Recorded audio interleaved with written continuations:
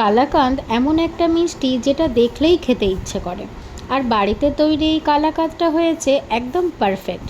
দুধের সুন্দর স্বাদ, হালকা মিষ্টি, আর ভেতরের এই দানাদার ভাবটা মিষ্টিটাকে দিয়েছে একদম অন্যরকম একটা স্ট্রাকচার।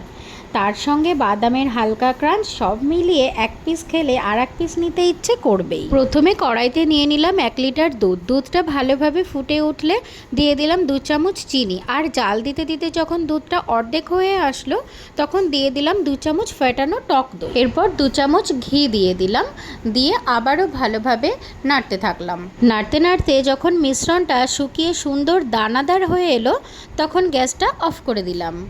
এবার মিশ্রণটা একটা কন্টেনারে ঢেলে সুন্দর করে সেট করে নিলাম। ওপর থেকে পেস্তা, আমন্ড আর ড্রাই ফ্রুট দিয়ে নিজের পছন্দ মতো গার্নিশ করে নিলাম। তারপর সেট হয়ে গেলে সুন্দর করে পিস করে নিলাম।